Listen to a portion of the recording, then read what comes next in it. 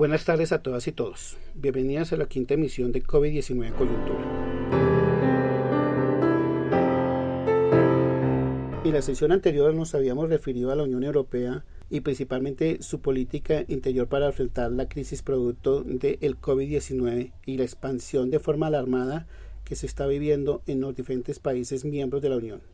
En ese momento trabajamos tres aspectos: cómo afrontará la crisis sanitaria de forma colectiva o individualmente, como muchos países lo hicieron en primera instancia. Segundo, los retos que le deparará la crisis económica producida por el COVID-19, donde para la mayoría de analistas y economistas europeos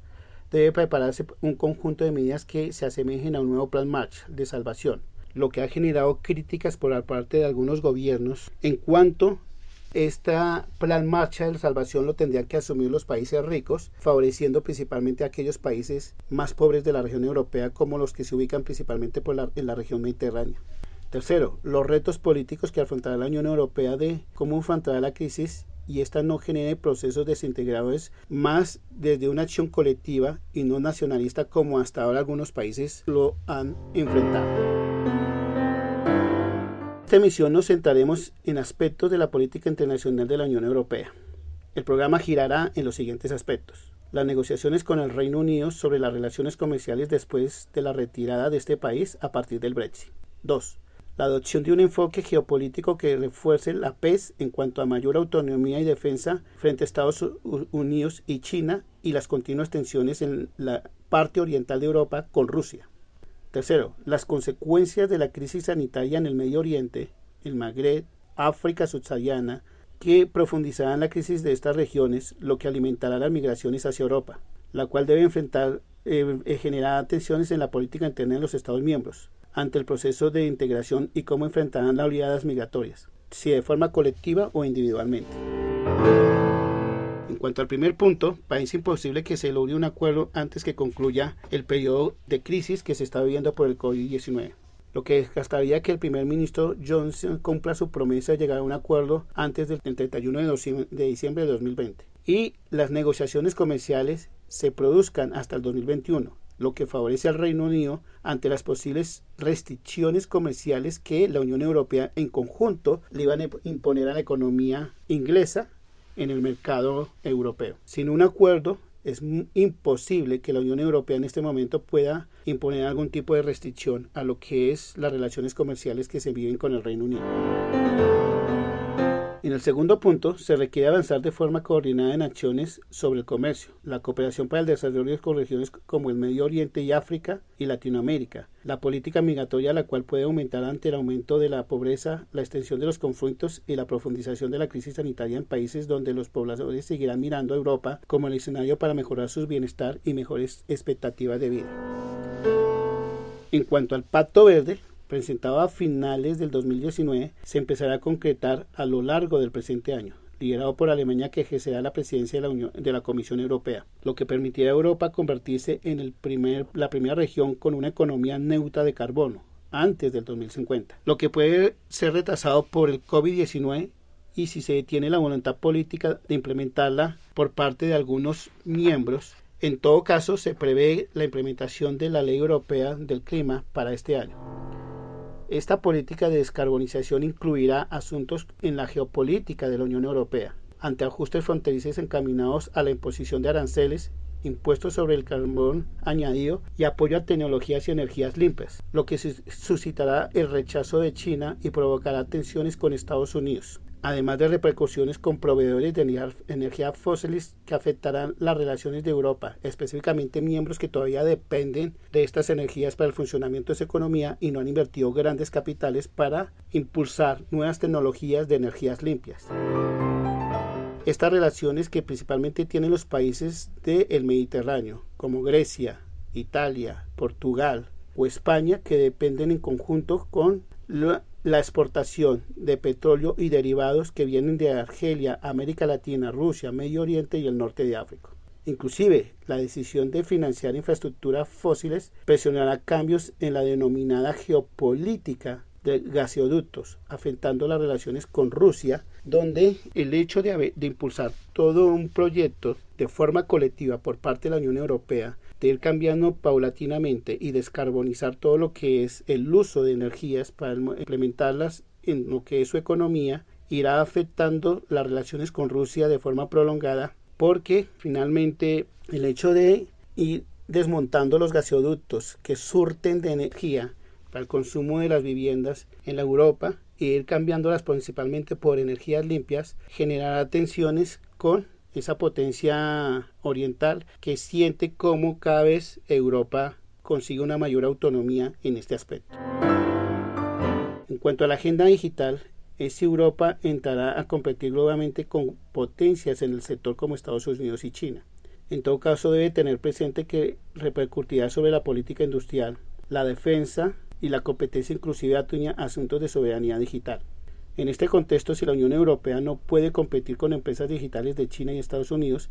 saldrán perdiendo todos los europeos en conjunto, pues se abre un panorama de dependencia en este ámbito, lo que originará que países como Francia y Alemania asuman políticas nacionalistas, como ya lo mostró en la actual coyuntura enfrentando el coronavirus, o como en el pasado impulsaron políticas individuales y no de forma colectiva al enfrentar las fuertes migraciones que venían principalmente del Medio Oriente y de África, e inclusive la forma en que en primera instancia asumieron las tensiones con el Reino Unido después del Brexit, además de cómo se afrontó la crisis del euro en el 2008, lo que lleva a que haya profundas fisuras todavía en el proceso de integración de la Unión Europea.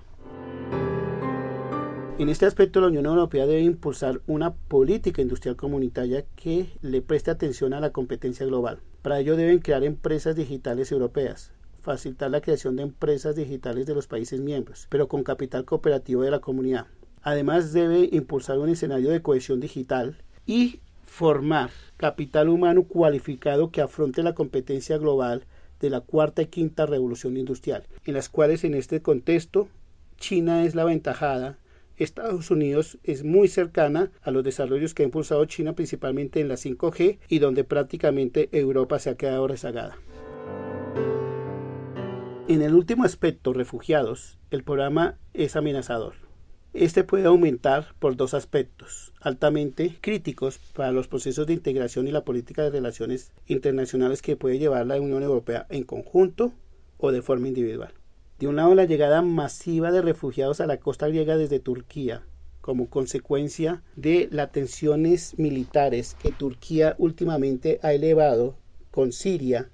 las tensiones militares con Rusia y las tensiones que se está librando con Irak, ha llevado a que muchas poblaciones fronterizas entre estos países comiencen una fuerte migración, primero hacia Turquía y después por presión del país turco comiencen a movilizarse hacia las costas griegas, lo que en algún momento puede aumentar o generar una nueva crisis migratoria de grandes proporciones y de grandes volúmenes de población hacia la zona euro. De otro lado, la magnitud y velocidad de propagación del coronavirus en las regiones más pobres de África, Latinoamérica y el Medio Oriente puede aumentar la idea de estas poblaciones de buscar un mejor bienestar, una mayor seguridad y unas mejores expectativas en Europa,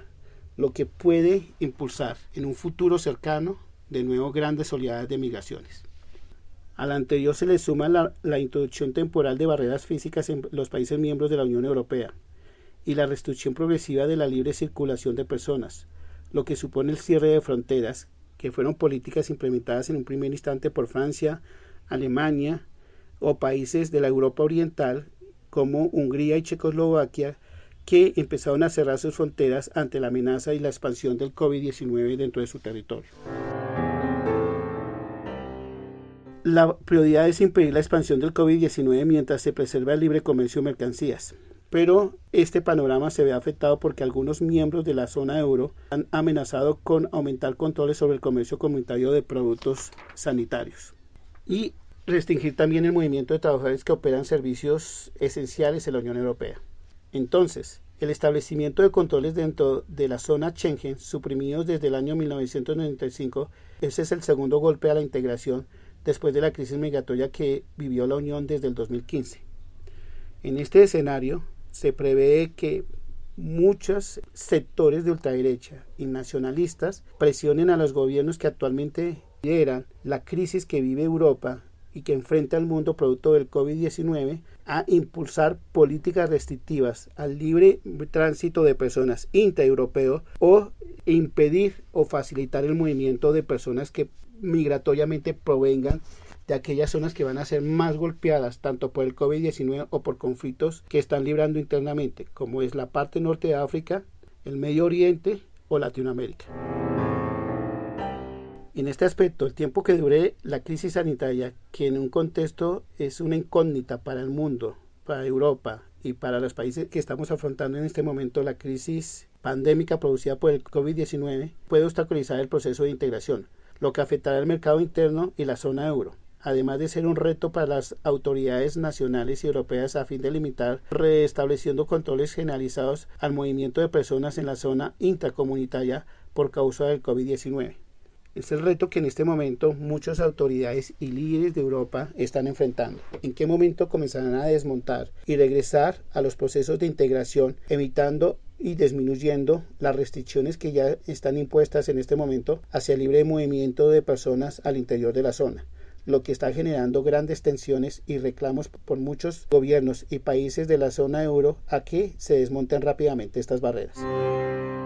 Por tanto, a corto y mediano plazo se requiere una respuesta comunitaria en el ámbito económico que reduzca la incertidumbre generada por la pandemia. Además, la crisis sanitaria puede contribuir a visibilizar los problemas de integración y la gestión de las fronteras en el terreno de la integración. Sin embargo, son más las incertidumbres y riesgos en el contexto actual que las oportunidades para avanzar en el proceso de integración desde los antecedentes de cómo enfrentaron el Brexit, la crisis de refugiados, la política exterior frente a Estados Unidos, Rusia y China y la actual crisis sanitaria producida por el COVID-19. Le generarán grandes retos a la Unión Europea, donde sectores de ultraderecha, con sus discursos nacionalistas, patrioteros, xenófobos y anticomunitarios están al acecho y pueden llegar al traste casi 70 años de proceso de integración.